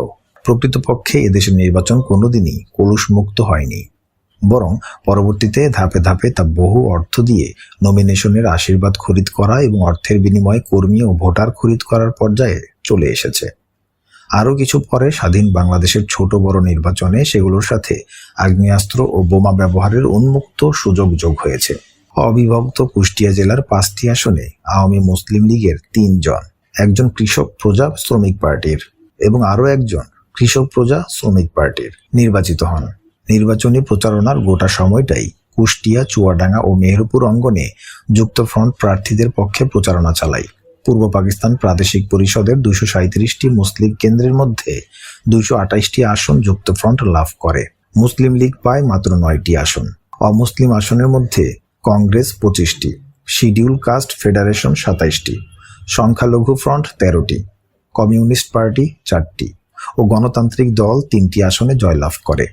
কুষ্টিয়া জেলার 5টি আসনেই যুক্ত ফ্রন্ট জয়লাভ করে। নির্বাচনে যুক্ত ফ্রন্ট বিপুল সংখ্যক আসন নিয়ে জয়লাভ করলেও জনগণের আশা পূর্ণ হয়নি। যুক্ত ফ্রন্টের 21 দফার কোনো রফা হলো না। শুরু হলো অন্তহীন অন্তর্দ্বন্দ্ব, ভাঙা গড়ার খেলা। কখনো নিজেদের সাথে, কখনো কেন্দ্রের মুসলিম লীগ শাসকদের গোপন ইঙ্গিতে, কখনো ক্ষমতা দখলের কামড়াকামড়িতে। দেশের রাজনীতিতে কলঙ্কজনক অধ্যায়। 1954 থেকে 1958 সালের 7ই অক্টোবর পর্যন্ত এদেশের রাজনৈতিক ময়দানের ইতিহাস বড়ই কলঙ্কজনক। দুই শক্তিশালী দল আওয়ামী মুসলিম লীগ ও কৃষক প্রজা শ্রমিক পার্টির নেতৃবৃন্দ ওই বিশাল জয়লাভকে ধরে রাখতে পারলেন না। নির্বাচনের পরই শুরু হলো কৃষক প্রজা শ্রমিক পার্টি প্রধান ও যুক্তফ্রন্টের পার্লামেন্টারি পার্টির নেতা শের-ই-বাংলা কর্তৃক সংখ্যাগরিষ্ঠ দল আওয়ামী মুসলিম লীগের সদস্যদের বাদ দিয়ে 1954 সালের 2রা এপ্রিল প্রথম মন্ত্রিসভা গঠনের মধ্য দিয়ে ভুল বোঝাবুঝির সৃষ্টি।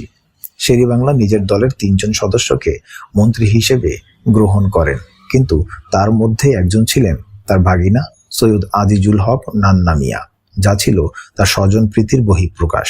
তখন পর্যন্ত সর্ববৃহৎ অঙ্গদল আওয়ামী মুসলিম লীগ থেকে কোনো মন্ত্রী গ্রহণ করা হয়নি। মাত্র 28 দিন পর আসলো আরেক ধাক্কা, যা বাস্তবিক পক্ষে যুক্তফ্রন্টের নির্বাচনী বিজয়কে বানচাল করে দিল। শের-ই-বাংলা পূর্ব পাকিস্তানের প্রধানমন্ত্রী হিসেবে 1954 সালের 30শে এপ্রিল কলকাতায় এক সম্বর্ধনা সভায় অত্যন্ত আবেগজড়িত ও বাস্তবতা বিবর্জিত বক্তব্য রাখলেন, যা কেন্দ্রের মুসলিম লীগ সরকারের জন্য পূর্ব পাকিস্তানে গণতন্ত্রের উন্মেষকে বানচাল করে দেওয়ার মৌকা সৃষ্টি করে দেয়।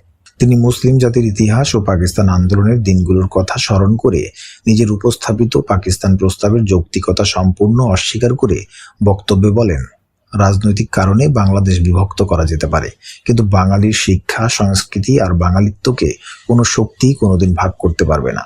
যদিও আওয়ামী মুসলিম লীগের সদস্যদের অন্তর্ভুক্ত করে শের-ই-বাংলার মন্ত্রিসভা 1954 সালের 15ই মে সম্প্রসারিত হলো, কিন্তু কেন্দ্রীয় সরকার শের-ই-বাংলার কলকাতায় প্রদত্ত বক্তৃতাকে হাতিয়ার হিসেবে ব্যবহার করে 1954 সালের 30শে মে গভর্নর জেনারেল শের-ই-বাংলা মন্ত্রিসভাকে বরখাস্ত করে পূর্ব পাকিস্তানে 92 ক ধারা জারির মাধ্যমে কেন্দ্রীয় শাসন প্রবর্তন করেন।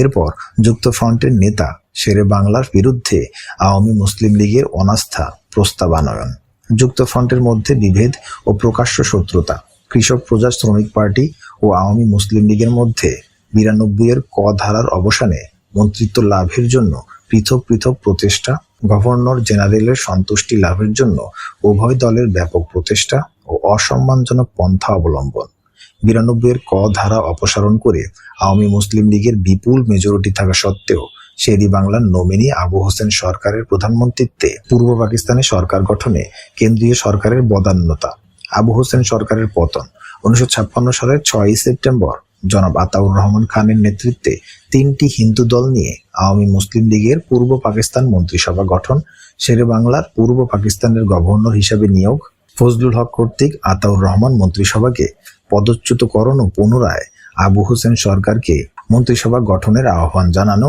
কেন্দ্রীয় প্রধানমন্ত্রী কর্তৃক গভর্নর শের-ই-বাংলার অপসারণ, অস্থায়ী গভর্নর কর্তৃক আবু হোসেন সরকার মন্ত্রিসভার পদচ্যুতি, আতাউর রহমানের নেতৃত্বে পুনরায় পূর্ব পাকিস্তানে 9 সদস্য বিশিষ্ট মন্ত্রিসভা গঠন, আতাউর রহমানের সংখ্যাধিক্য হারানোর ফলে পুনরায় আবু হোসেন সরকারের 19/6/1958 তারিখে মুখ্যমন্ত্রীর শপথ গ্রহণ, 22/6/1958 তারিখে অনাস্থা ভোটে আবু হোসেন সরকারের পরাজয়, 1958 সালের 25শে জুন পূর্ব পাকিস্তানে পুনরায় প্রেসিডেন্ট শাসন প্রবর্তন, 1958 সালের 22শে জুলাই আতাউর রহমান কর্তৃক নবম সরকার গঠন, 1958 সালের 23শে সেপ্টেম্বর পূর্ব পাকিস্তান পরিষদের অভ্যন্তরে ডেপুটি স্পিকার জনাব শাহেদ আলীকে সদস্যগণ কর্তৃক আক্রমণ এবং মারাত্মক জখম, 1958 সালের 26শে সেপ্টেম্বর ঢাকা মেডিকেল কলেজ হাসপাতালে তার শেষ নিঃশ্বাস ত্যাগ। এত দ্রুত পরিবর্তনশীল ও ঘটনাবহুল পরিস্থিতি আমাদের দেশের রাজনৈতিক ইতিহাস। ক্ষমতা দখলের রাজনীতি এখানে এসেও থেমে থাকেনি। আওয়ামী লীগ 1959 সালের সাধারণ নির্বাচন অনুষ্ঠানে বোঝাপড়ার ভিত্তিতে প্রধানমন্ত্রী মালিক ফিরোজ খান নুনের কেন্দ্রীয় সরকারকে সমর্থন দানের কথা ঘোষণা করে। 1959 সালের 15ই ফেব্রুয়ারি সাধারণ নির্বাচনের তারিখ ধার্য হয়। আওয়ামী লীগ 2রা অক্টোবর ফিরোজ খান নুনের কেন্দ্রীয় মন্ত্রিসভায় যোগ দেয়, কিন্তু দফতর বন্টন প্রশ্নে অসন্তুষ্ট ও ক্ষুব্ধ হয়ে আওয়ামী লীগ মন্ত্রীবর্গ 1958 সালের 7ই অক্টোবর পদত্যাগ করেন। বাঘ ওত পেতেই বসেছিল, অপেক্ষা করছিল শুধু মহেন্দ্র ক্ষণের অপেক্ষায়। 1958 সালের 7ই অক্টোবর দিবাগত রাত 8টায় দেশে মার্শাল ল জারি হয়। প্রেসিডেন্ট ইস্কান্দার মির্জা কেন্দ্রীয় ও প্রাদেশিক মন্ত্রিসভা বরখাস্ত করেন, জাতীয় ও প্রাদেশিক পরিষদ বাতিল করেন, সকল রাজনৈতিক দল বিলুপ্ত ঘোষণা করেন এবং সেনাধ্যক্ষ জেনারেল মোহাম্মদ আইয়ুব খানকে প্রধান সামরিক শাসনকর্তা নিয়োগ করেন।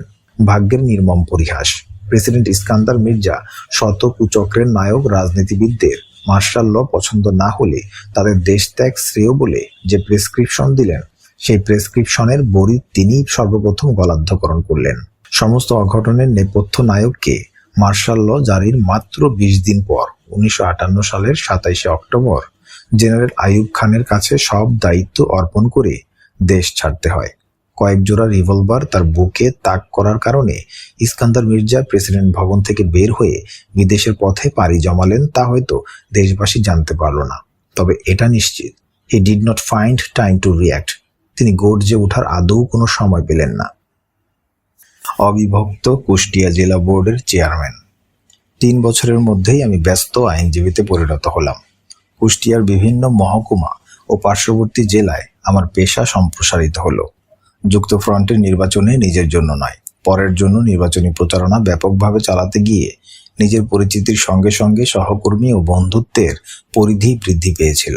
আজকে যখন পিছনে ফিরে যাই তখন অনেক বন্ধু ও শুভাকাঙ্ক্ষীদের কথা মনে পড়ে, যারা পেশা জীবনে ও সমাজকর্মী হিসেবে সততা ও বলিষ্ঠতা নিয়ে গড়ে ওঠার পথে প্রচণ্ড সহায়তা দিয়েছেন। নিজেরা মইয়ের নিচে দাঁড়িয়ে থেকে আমাকে উপরে তুলে দিয়ে শক্ত হাতে মইয়ের গোড়া ধরে রেখেছেন। তাদের অনেকেই দুনিয়া থেকে বিদায় নিয়েছেন। অনেকে রাজনৈতিক ও আদর্শিক মতপার্থক্যের কারণে ভিন্ন পথে দূরে সরে গেছেন। আবার অনেকে এখনো বয়সের ভারে ভারাক্রান্ত হলেও ভ্রাতৃত্বের ও সৌহার্দ্যের অটুট বন্ধনে আবদ্ধ রয়েছেন। মেহেরপুর মহকুমার অ্যাডভোকেট আবুল হায়াত, প্রাক্তন এমপি মহিউদ্দিন আহমেদ, চুয়াডাঙ্গার অ্যাডভোকেট আইয়ুব আলী, প্রাক্তন এমপি ওহিদ হোসেন জোয়ারদার, কুষ্টিয়ার প্রাক্তন এমপি আওয়ামী মুসলিম লীগ সভাপতি কাজী কফিল উদ্দিন আহমদ, অ্যাডভোকেট আব্দুল কাইয়ুম, অ্যাডভোকেট মোহাম্মদ নুরুল ইসলাম, ১৯৫২ সালের আওয়ামী মুসলিম লীগ কর্মী মোজাম্মেল হক, প্রাক্তন এমপি ও আমার ছাত্র অ্যাডভোকেট আহসানুল্লাহ, কুমারখালীর প্রাক্তন এমপি গোলাম কিবরিয়া, ভেড়ামারার প্রাক্তন এমপি আমার চাচাতো ভাই ও মেঝ ভগ্নিপতি ব্রিটিশ আমলের রাজশাহী সরকারি কলেজের তুখোর ছাত্রনেতা জহুরুল হক রাজা মিয়া, মেহেরপুরের অ্যাডভোকেট আব্দুল মতিন এবং আরও অনেকে যারা বিংশ শতাব্দীর ৫০ ও ৬০-এর দশকে আমার চারপাশ থেকে শক্তি জুগিয়েছেন, প্রেরণা জুগিয়েছেন, তাদের শ্রদ্ধার সঙ্গে স্মরণ করি। অনেক জয়ের মালা তারা নিজেদের গলায় না পরে আমার গলায় পরিয়ে দিয়েছেন। এমন একটি বিজয় ছিল আমার ৩০ বছর বয়সে বয়স্কদের সাধারণ ভোটাধিকারের ভিত্তিতে কুষ্টিয়া জেলা বোর্ডের চেয়ারম্যান পদে নির্বাচিত হওয়া।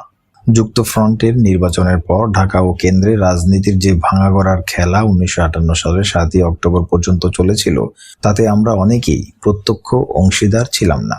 কুষ্টিয়া জেলায় আওয়ামী মুসলিম লীগের সংগঠনকে তৃণমূল পর্যায়ে নিয়ে যাওয়া এবং বিভিন্ন সমাজ সংস্কারমূলক কাজে অংশগ্রহণ করার মধ্যে আমার উদ্যম সীমাবদ্ধ ছিল। ঢাকাতে যখন যুক্তফ্রন্টের ভাঙাগড়া ও রাজনীতিতে ক্ষমতা দখলের মল্লযুদ্ধ চলছিল, তখন ঘোষণা এলো কুষ্টিয়া জেলায় জেলা বোর্ড নির্বাচনের।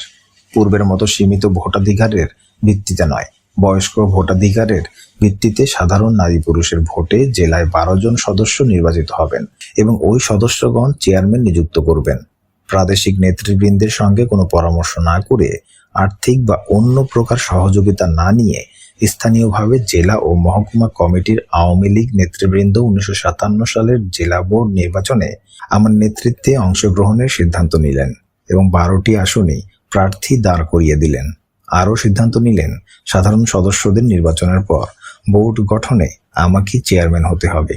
প্রতিদ্বন্দ্বিতা হলো স্থানীয় প্রভাবশালী মুসলিম লীগের পুরানো ও প্রতিষ্ঠিত নেতৃবৃন্দের সঙ্গে।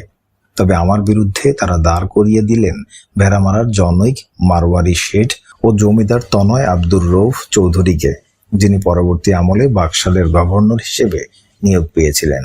১২টি আসনের মধ্যে ৯টি আসনে আমরা জয়যুক্ত হই এবং ১৯৫৮ সালের জানুয়ারি মাসে আমাকে চেয়ারম্যান করে কুষ্টিয়া জেলা বোর্ড পুনর্গঠিত হয়।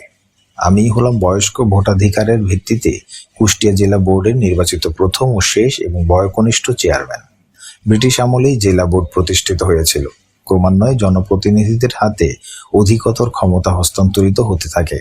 বিভাগ পূর্ব সময়েই জনগণের প্রতিনিধিকেই চেয়ারম্যান করা হতো। আমলারা সদস্য থাকতেন। পাকিস্তান প্রতিষ্ঠার পর ক্রমান্বয়ে আমলারা দূরে সরে যান। 1957 সালে শুধুমাত্র জনপ্রতিনিধিদের সমন্বয়ে জেলা বোর্ড গঠনের সিদ্ধান্ত গৃহীত হয়। কিন্তু 1958 সালে মার্শাল ল জারি হওয়ার পর থেকে আমলারা চেপে বসে এবং বাংলাদেশ স্বাধীন হওয়ার পরও তার কোনো পরিবর্তন হয়নি। মাঝে কিছু সময়ের জন্য দলীয় এমপিদের নমিনেশন দিয়ে চেয়ারম্যান করা হয়, তবে সদস্যদের মধ্যে আমলারাই বেশিরভাগ আসন জুড়ে থাকে। স্বাধীন দেশে ওই অবস্থার পরিবর্তন এখনো হয়নি।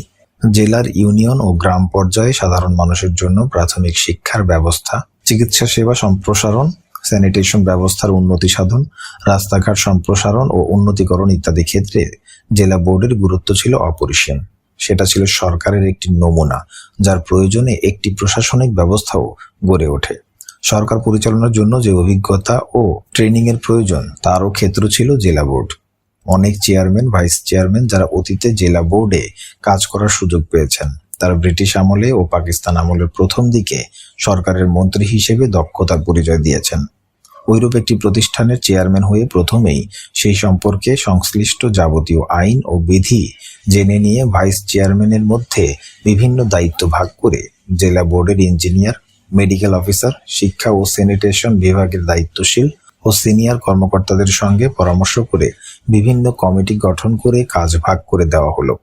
বিভিন্ন বিষয়ে জেলার মানুষকে ওয়াকিবহাল করার জন্য, জেলার সমস্যা সম্পর্কে সচেতনতা সৃষ্টির জন্য এবং জেলা বোর্ডের বিভিন্ন পরিকল্পনা ও কাজের তৎপরতা সম্পর্কে জেলাবাসীকে অবহিত করার জন্য দায়িত্ব গ্রহণের কিছুদিনের মধ্যেই যোগাযোগ নামে একটি সাপ্তাহিক পত্রিকা জেলা বোর্ড থেকে প্রকাশ করা হলো। জেলা বোর্ডের অপ্রতুল সম্পদ ও সরকারের তরফ থেকে প্রাপ্য সামান্য অনুদানের সাহায্যে বিভিন্ন পরিকল্পনা বাস্তবায়নের উদ্যোগ গ্রহণ করা হলো। অতীতে ও বর্তমানে সরকারি অর্থের, বিশেষ করে উন্নয়নমূলক কাজের বরাদ্দ অর্থের সিংহভাগ উপর থেকে নিচ পর্যন্ত কর্মকর্তা ও কর্মচারীদের পকেটে চলে যায়। কুষ্টিয়া জেলা বোর্ডও তা থেকে মুক্ত ছিল না। যাবতীয় দুর্নীতিকে কঠোর হস্তে দমন করা হলো, যার ফলে হেড ক্লার্ক সহ প্রায় 35 জন স্টাফ চাকরিচ্যুত হলো। মোটা অর্থ আত্মসাতের জন্য বৃদ্ধ হেড ক্লার্ককে ডিসমিস করা হলো। তার শিক্ষিত সন্তানদের আমি খুবই স্নেহ করতাম। আমার নিজের অর্ডারলি খুবই স্নেহের পাত্র ছিল। সেও দুর্নীতির দায়ে চাকরিচ্যুত হলো। স্বাভাবিকভাবেই তদবির হলো। অনুরোধ এলো আমার আপনজনের নিকট থেকেও, কিন্তু এসব ব্যাপারে আমি ছিলাম নির্মম ও আপোষহীন। আমার মনে হতো জেলার 14 লক্ষ লোকের তরফ থেকে জেলা বোর্ডের দায়িত্বকে একটি আমানত হিসেবে আমার উপর ন্যস্ত করা হয়েছে। অর্থ আত্মসাতের অভিযোগে বিচারাধীন ব্যক্তিকে মাফ করার অধিকার আমার নেই। জেলার 14 লক্ষ লোক মাফ করলে আমি মাফ করতে পারি। বৃদ্ধ হেড ক্লার্ক শাস্তির বিরুদ্ধে আপিল করলে ইংরেজ বিভাগীয় কমিশনার মন্তব্য করলেন, he should thank his star that chairman has not prosecuted him in a criminal court. শাস্তি দিতে আমার কষ্ট হয়েছে, কিন্তু আমার কর্তব্যবোধ আমাকে কঠোর করেছে। অসুস্থ স্টাফকে আমার গাড়িতে করে বাসায় পৌঁছে দিয়েছি। প্রায়ই আমার টেবিলের পাশের চেয়ারে বসিয়ে আমাদের স্টাফদের চা পরিবেশন করেছি। বিপদে সাধ্যমতো সাহায্য করেছি। যোগ্যতার কারণে প্রমোশন ত্বরান্বিত করেছি। জনৈক ক্লার্ক পূর্ব পাকিস্তান লোকাল বডিজ ট্রেনিংয়ে প্রথম হওয়ায় তাকে কয়েক ধাপ প্রমোশন দিয়ে হেড ক্লার্ক করেছি। কিন্তু দুর্নীতির অভিযোগ পেলে আমি তাদের বিরুদ্ধেই কঠোরতার পরিচয় দিয়েছি। যে সমস্ত ফেরিঘাট মাত্র 3 সংখ্যার অঙ্কে বিক্রি হতো, তা আমার প্রত্যক্ষ তদারকিতে 5 সংখ্যার অঙ্কে বিক্রয় হলো। জেলা বোর্ডের বর্ধিত আয় দিয়ে কিছু উন্নয়নমূলক কাজ করার সুযোগ সৃষ্টি হলো। জেলা বোর্ডে আমার প্রায় 2 বছরের কার্যকাল অবশ্য শান্তিতে কাটেনি। নির্বাচনে আমরা 9টি সিট পেলেও বিরোধী 3 জন সদস্য আমাদের 2 জনকে ভাগিয়ে নিলেন। প্রাদেশিক পরিষদে বা পার্লামেন্টে সচরাচর যা হয়, এখানেও সেসব ফ্লোর ক্রসিং হলো। কিন্তু আমাদের সংখ্যাধিক্য থাকায় কাজ করতে অসুবিধা হয়নি। একটি ঘটনায় 5 জন সদস্য জেলা ম্যাজিস্ট্রেটের সহায়তায় আরও 2 জন মেম্বার ভাগিয়ে আমাকে অনাস্থার মাধ্যমে অপসারণের চেষ্টা করলেন। ডিস্ট্রিক্ট ম্যাজিস্ট্রেট জেড এ তেমুরি কুষ্টিয়াতে এসে কিছুদিন ভালো আচরণ করার পর কৃষ্ণলীলা শুরু করলেন। তিনি কিছুদিন পর জেলা বোর্ডের নতুন জিপ গাড়িটি রিকুইজিশন করলেন রাতের বেলায় তার কুঠিতে গোপীদের আনা নেওয়া করার জন্য। আমি বিল পাঠালাম জিপ গাড়ি ভাড়া বাবদ এবং তার কপি পাঠালাম অ্যাকাউন্টেন্ট জেনারেল এর কাছে। এতে ক্ষিপ্ত হয়ে তিনি আমার বিরুদ্ধে দলীয় সদস্যদের নিজ বাংলোয় ডেকে নিয়ে চেয়ারম্যান করার টোপ দিয়ে আরও কয়েকজনকে ভাগিয়ে নিলেন। নির্ধারিত দিনে অনাস্থা সভায় 2/3 সদস্য অনাস্থার পক্ষে ভোট না দেওয়ায় অনাস্থা প্রস্তাব পাশ হলো না। আমি জেলা ম্যাজিস্ট্রেটের কার্যকলাপের বিরুদ্ধে গভর্নরের কাছে চরিত্রহীনতা ও ক্ষমতার অপব্যবহারের অভিযোগ এনে দরখাস্ত দিলাম। একই সঙ্গে চেয়ারম্যান পদ থেকে ইস্তফা দিলাম। 2 মাস পর আমার পদত্যাগপত্র গৃহীত হলো। জেলা ম্যাজিস্ট্রেট নতুন চেয়ারম্যান নির্বাচনের জন্য নোটিশ দিলেন, কিন্তু সেই তারিখের পূর্বেই সরকারি আদেশে সমস্ত জেলা বোর্ড বাতিল হয়ে ক্ষমতা আমলাদের হাতে চলে গেল। ইস্তফা দেওয়ার পর সেটা গৃহীত না হওয়া পর্যন্ত আমি জেলা বোর্ডের চেয়ারম্যানের পূর্ণ দায়িত্বে নিয়োজিত ছিলাম। সেই সময় আমার ক্ষমতা বলে জেলা পরিষদের কর্মকর্তা ও কর্মচারীদের বেতন সরকারি স্কেলে বাড়িয়ে দেওয়ার আদেশ দিয়ে সঙ্গে সঙ্গে তা কার্যকরী করে দিলাম। সেটা ছিল তাদের জন্য একটা বড় পাওয়া, যার কারণে তারা আমাকে সব সময় ভক্তি ভরে স্মরণ করেছে ও দোয়া করেছে। এদেশের রাজনীতিতে এটা ছিল একটা অন্ধকার দিক, যে কিছু কিছু অসাধু জনপ্রতিনিধি নিজেদের স্বার্থে আমলাদের সাথে হাত মিলিয়ে সবকিছু বানচাল করার চেষ্টা করে। পাকিস্তানের রাজনীতিতেও একই নাটক মঞ্চস্থ হয়েছে। যোগ্য নেতৃত্ব সৃষ্টির একটি মহান প্রতিষ্ঠান জেলা বোর্ড এভাবে আমলাদের হাতে চলে গেল। সরকারের 2টি বিভাগ সম্পর্কে অভিজ্ঞতা অর্জন। রাজনীতির যে দিকটায় চাণক্য বুদ্ধির প্রয়োজন, ক্ষমতা ও গদি দখলের দ্বন্দ্বে পেশি শক্তি অপরিহার্য এবং প্রাধান্য বিস্তারে আলাদিনের চেরাগ সন্ধানই মুখ্য ভূমিকা হয়ে থাকে, আমার সেরূপ কোনো প্রজ্ঞা ও কর্মকুশলতা আদৌ ছিল না। কিশোর ও বিশেষ করে শিক্ষা জীবনে এরূপ কোনো শিক্ষা পাইনি। আলিগড়ে যে ছাত্র রাজনীতি ছিল তাতে অর্থ, বুদ্ধি ও পেশির মধ্যে বুদ্ধি বা জ্ঞান প্রাধান্য পেয়েছে। ছাত্রদের নির্বাচনে যোগ্যতার মাপকাঠি ছিল কে কত ভালো ক্লাস নিয়ে পরীক্ষায় পাশ করছে, কে বক্তা হিসেবে বা সাহিত্যিক, কবি, লেখক, খেলোয়াড় হিসেবে সুনাম অর্জন করেছে, বা জীবনে এই সমস্ত অভিযানে কত বিজয়ের মাল্য ছিনিয়ে এনেছে। ছাত্ররাই যেহেতু দেশের ভবিষ্যৎ হিসেবে গণ্য, তাইতে আশা করা যায় তারা শিক্ষাঙ্গন পার হয়ে যখন সামাজিক জীবনে প্রবেশ করবে, তখন মানুষ গড়ার কারখানার লব্ধ অভিজ্ঞতা সাথে করে নিয়ে আসবে এবং জীবনে প্রতিফলিত করবে।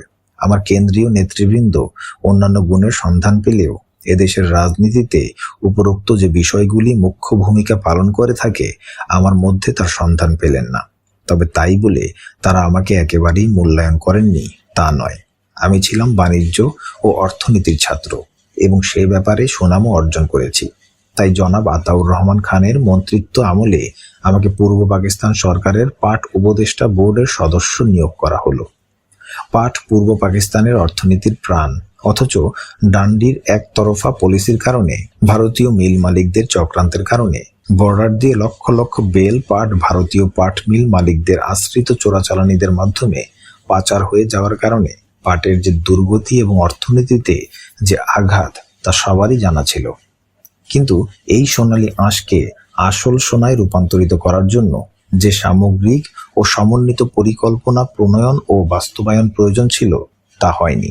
সোনালী আঁশ তৈরি করে চাষি কোনোদিনই তার শ্রমের মজুরি ও বিনিয়োগের অর্থ ঘরে তুলতে পারেনি। উপদেষ্টা পরিষদের উপদেশ কোনোদিনই উচ্চপদস্থ আমলাদের দ্বারা গৃহীত হয়নি।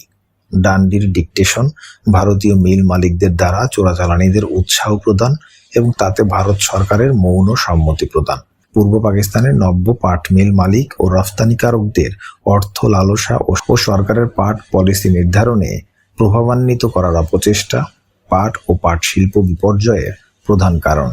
পাট উপদেষ্টা পরিষদে আমার অভিজ্ঞতা ছিল নৈরাশ্যজনক। তাছাড়া ঘন ঘন সরকার পরিবর্তনে কোনো উপদেষ্টা পরিষদই একটি যুক্তিসঙ্গত সময়ের জন্য কাজ করতে পারেনি। আরও একটি সুযোগ পেলাম পাকিস্তানের শিল্প অগ্রগতির অভিজ্ঞতা অর্জনের। কেন্দ্রে সোহরাওয়ার্দী মন্ত্রিসভার আমলে পাকিস্তান ইন্ডাস্ট্রিয়াল ফাইন্যান্স কর্পোরেশনের ডাইরেক্টর হিসেবে নিয়োগ পেলাম। আমিই ছিলাম পূর্ব পাকিস্তান থেকে একমাত্র ডাইরেক্টর, যা ছিল অবশ্যই দৃষ্টিকটু। হেড অফিস করাচিতে ছিল বিধায় আমাকে প্রায় প্রতি মাসেই ডাইরেক্টরদের সভায় যেতে হতো। 1958 সনের জানুয়ারিতে করাচিতে প্রথম সফরে করাচি বিমানবন্দরে আমার আলিগড় জীবনের অকৃত্রিম বন্ধু ও সহপাঠী মোস্তফা বিন ইব্রাহিমকে অপেক্ষারত পেলাম। 11 বছর পর পুনরায় দেখা। দূরত্ব ভালোবাসার উষ্ণতা বৃদ্ধি করে, তার প্রমাণ পেলাম মোস্তফার চেহারায়, আচরণে, অভিব্যক্তিতে। 2 বছর অর্থাৎ মার্শাল ল জারির পরও এই পদে থাকাকালীন সময়ে করাচি সফরে মোস্তফার উষ্ণ সান্নিধ্য থেকে সরে থাকতে পারেনি। মোস্তফা তার 3 ভাই, 1 বোন ও আম্মা নিয়ে তাদের সংসার। আমি যখন করাচি যেতাম তখন মোস্তফাদের ভাইয়ের সংখ্যা ও মোস্তফার আম্মার একটি সন্তান বৃদ্ধি হতো। মোস্তফার আম্মা কোনোদিন হোটেলে উঠতে দেননি। পরবর্তী আমলে 1978, 1979, 1980, 1986, 1992 যখনই করাচি গিয়েছি বা করাচি হয়ে ইরানের রাজধানী তেহরান যাতায়াত করেছি, প্রতিটি সময়ই মোস্তফা ওর আম্মা ও ভাই বোনদের আতিথেয়তা গ্রহণ করেছি। শেষবার গিয়ে 1992 সালে মোস্তফা ও আমার বন্ধুত্বের 50 বছর পূর্তি উৎসব করেছি আনন্দঘন পরিবেশে। আমার বন্ধু মোস্তফা ভারতের হায়দ্রাবাদের বাসিন্দা ছিল। পাকিস্তান হওয়ার পর পিতামাতা সহ সবাই হিজরত করে পাকিস্তান চলে আসে।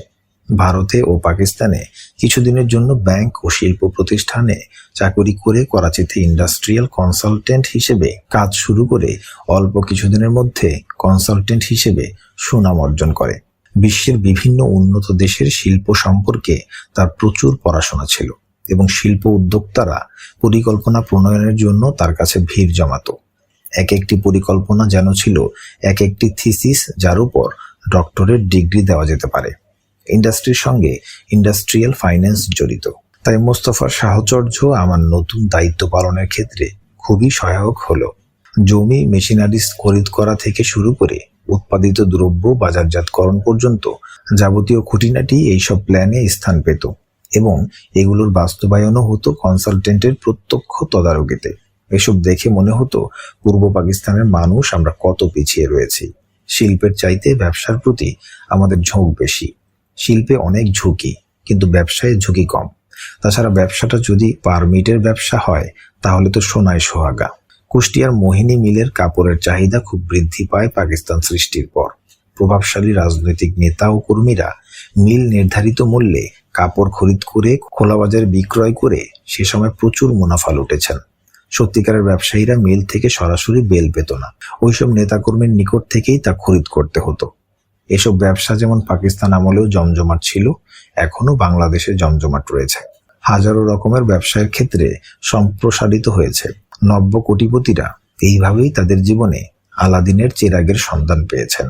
ডাইরেক্টর বোর্ডের প্রথম সভায় অনেক হোমরা চোমরাদের সঙ্গে সাক্ষাৎ হলো, পরিচয় হলো। কর্মকর্তা কর্মচারীদের মধ্যে অনেক আলিগড় বিশ্ববিদ্যালয়ের প্রাক্তন ছাত্রও ছিলেন। আলিগড় বিশ্ববিদ্যালয়ের ছাত্রদের ভ্রাতৃত্বের বন্ধন ছিল খুবই মজবুত।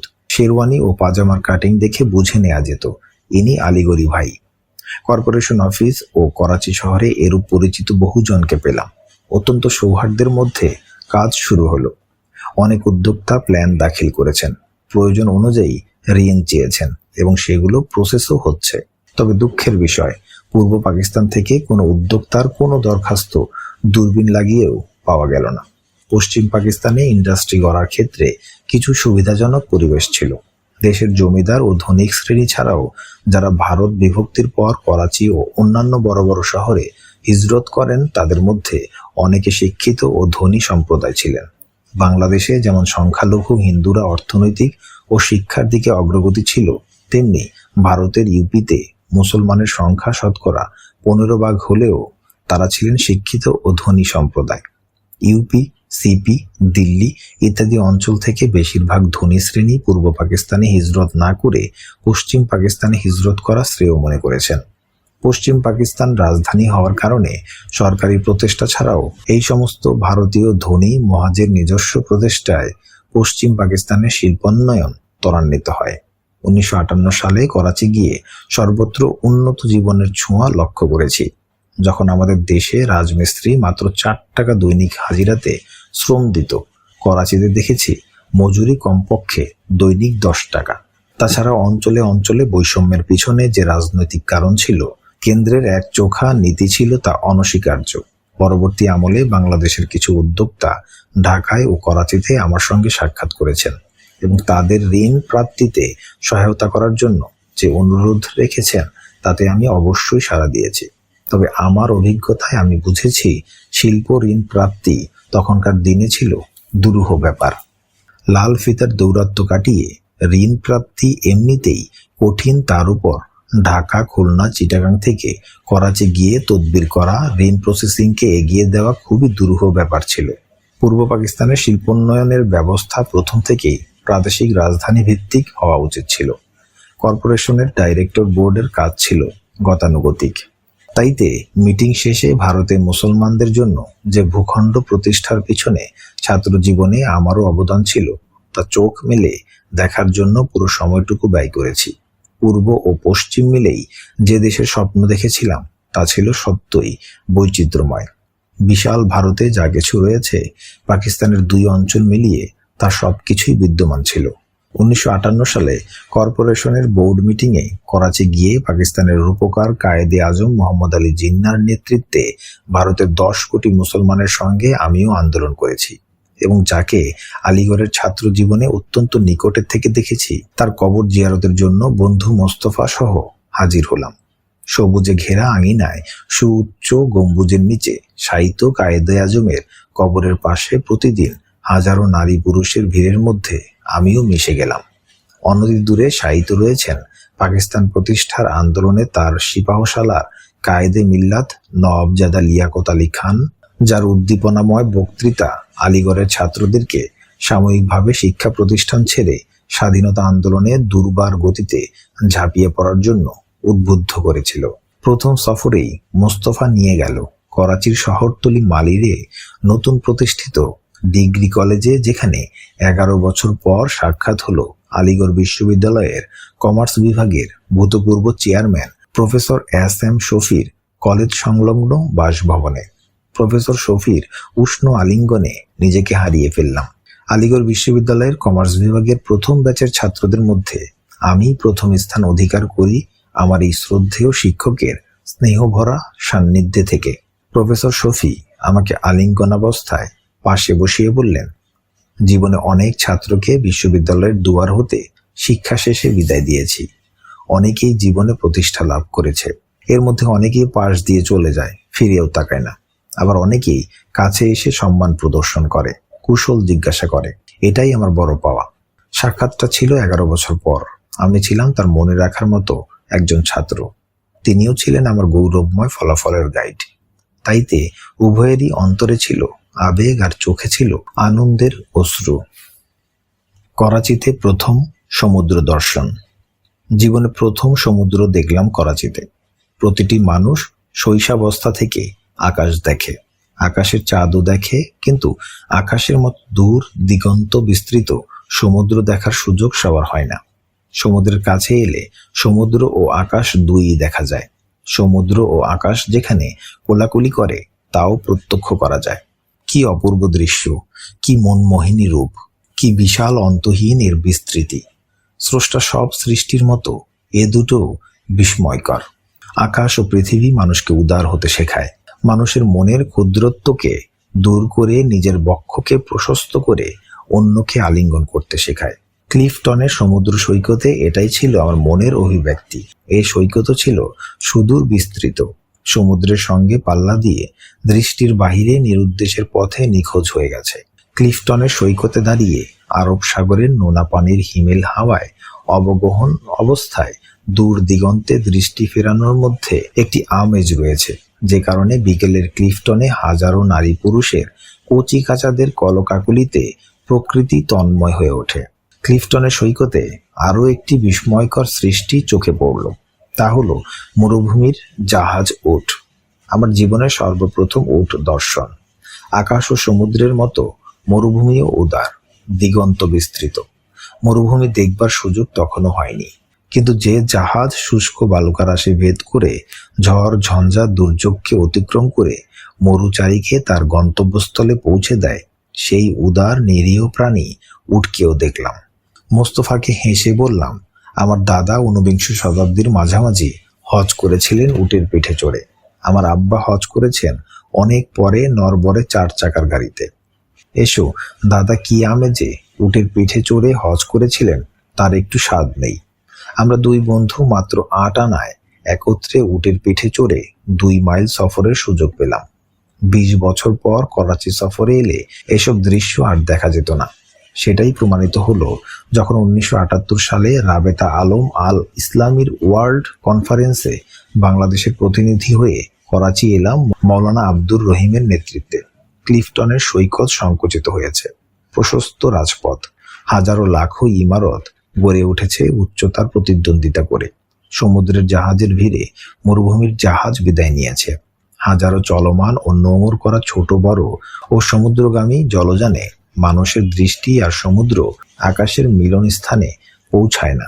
কার্বন মনোক্সাইডের মিশ্রণে আরব সাগরের পানি বিধৌত হিমেল হাওয়ায়ও তার স্নিগ্ধতা ও পবিত্রতা হারিয়েছে। কিন্তু তাই বলে এসব পরিবর্তনকে উপহাস করা যাবে না।